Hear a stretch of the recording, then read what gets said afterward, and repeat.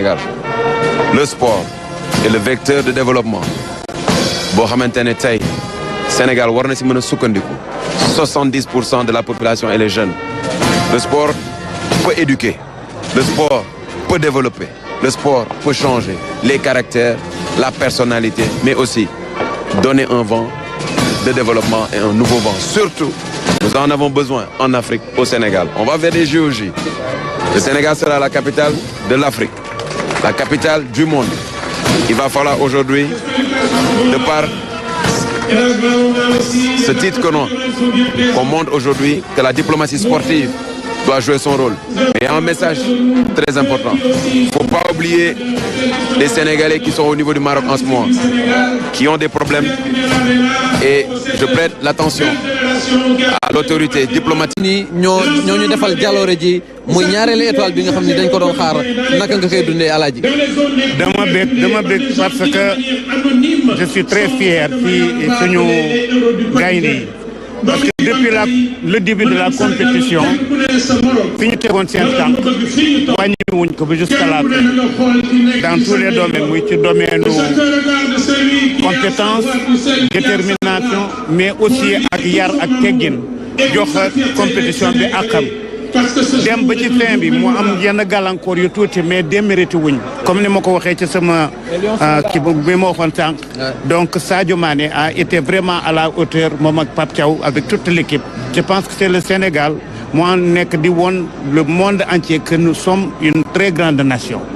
Une très grande nation dans beaucoup de domaines rawatina nag ci domaine bi nga xam ne bi c'est l'Afrique toute entière ñoom ñoo ci nekkoon di compétir.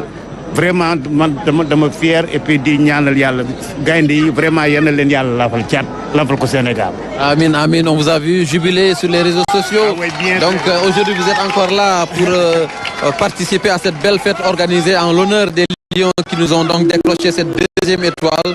Comment vous justement vivez-vous ces moments? On veut dire aux Lions. On veut dire aux Lions que ni nous sommes ak ñoom ñu ngi ànd ak ñoom ba nga xam ne bi dañu dem ba décrocher peut-être la Coupe du Monde et c'est possible donc il faut y croire et nous y croyons. Merci beaucoup. Merci Alaaji Baba Mal. ñu dalal sa beneen rak mu di Youssou Ndour. allez-y voilà. ñu dalal itam Youssou Ndour moom it mu ñëw fekkee ci fête bi Youssou Ndour nga ñëw fekk si fii sa frère mu di Alaaji Baba Mal mu di fête boo xam ni day wane ni rek Sénégal benn la te bu ñu àndee doon benn songondo dara rek daan ko. lu ñu song daan ko xam nga moom mënoon ngeen yem ci moom rek moom lu mu wax rek man dama ko valider lu ma wax moom daf ko valider kontaan lool di féliciter Lions yi ndam li dafa rëy dafa weesu football dafa laaj culture la économie la diplomatie la lépp la laal vraiment kontaan nañu lool ñu invité ñu nag ñu ñëw maanaam àndandoo ak Sénégal yëpp di ko fêté. li tax ñu invité leen bokk na ci li ñu gis ci réseaux sociaux yi yéen ñaar ñëpp ngeen di jubilé vraiment ndam loo xam ni ñëpp ànd tey doonu benn pour honorer leen. non dañu dem ba jeex ndax booy yi dañu dem ba jeex. merci beaucoup. merci beaucoup mu nekkoon donc Alaaji Youssou Ndour. Ça a été donc un plaisir de les accueillir. C'est les stars de la musique sénégalaise, Aboubakry. Effectivement. Donc, des gens qui vivent aussi au quotidien le sport. Ouais. Et on les a vus donc sur les réseaux sociaux vivre pleinement cette compétition continentale. Et c'était donc un plaisir aussi que de les recevoir sur ce plateau pour partager donc avec eux cette belle fête en l'honneur de l'équipe nationale du Sénégal. Parce que c'est des stars aussi de la musique sénégalaise qui ont représenté le Sénégal et qui continuent de représenter le Sénégal partout. Eux aussi vraiment sont des gens à célébrer. Ils jouent de la musique, mais ils en profitent pour effectivement permettre au Sénégal d'être connu. Parce que quand on dit Youssou Ndour, Baba Mal, c'est des noms qui résonnent partout dans le monde. Et c'est grâce à voilà une autre star de la musique. Un autre ambassadeur. Ismaël Lô. séeréer bu gàll mi ngi noonu dégguma dara. Ismaïla Lo Aboubacry. une autre fierté. beneen ambassadeur fekk si ñu ñaari ambassadeur lañ fi jógee. nga nekk itam beneen ambassadeur ci musique sénégalaise ñu am fierté tey dalal la fii ci plateau RTS naka ngay dundee fête bi nga xam ni Sénégal yëpp fi booloo tey ngir honorer gaynde yi nga xam ni ndam bi ñu am macha allah.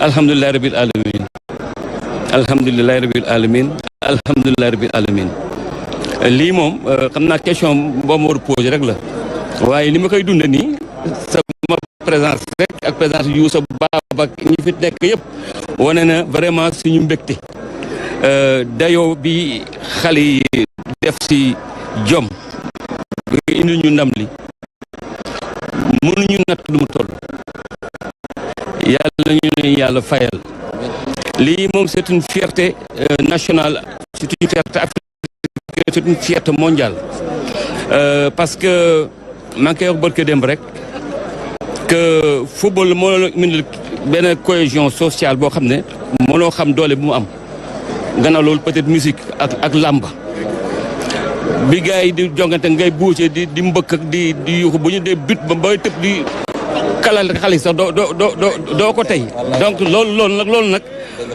day wane que voilà bëgg sa réew loolu ci la bokk ci la bokk parce que patriotisme weesul bu sa équipe de football sa fit bi di def ay 200 à l'heure naan papa kam nga non ça va maa ngi suivre mais man nag sant yàlla bu baax man de wallahi amoon naa yaqin ni amoon naa njort ne coupe bi day ñëw waaw te amoon naa jot sama doom mi ngi may déglu parce que télévision laay waxee dada laay wax bi ñu toogee seetaan match bi xale yi génne gerte ma ne loolu li war ñu ko def mais nañu dugaat rek ma ne ko nag nañu dugaat bi ñu ñëwaat man alhamdulilah bi alamin ma ne ko dada est-ce que xam nga ne Edouard dafay jàpp bal bi dada mi ngi may déggu mu mel ni comme bal fetal donc so loolu nag moo lay war nekk affaire bi bal ba tàkk na vraiment maa ngi féliciter peuple sénégalais yëpp di féliciter vraiment suñu doom yi suñu rakk yi suñu jàmbaar yi vraiment yàlla mel ni yeneen i ndam parce que c'est une fierté d'avoir une deuxième étoile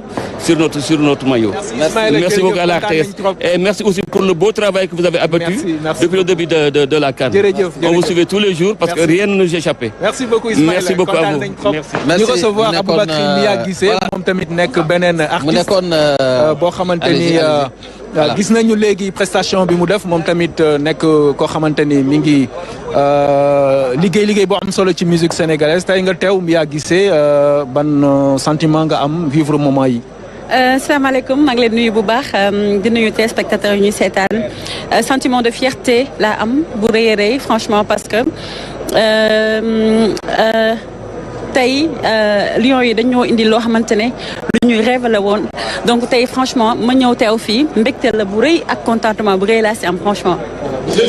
prestation bi nga def léegi devant le public mu nekk lu am solo may fàttali tout à l'heure ne yéen waykat yi da ngeen am rôle bu am solo bu ngeen xamante ni joué ngeen ko ci compétition bi ak message yi ngeen jàllale di encourager Lions yi.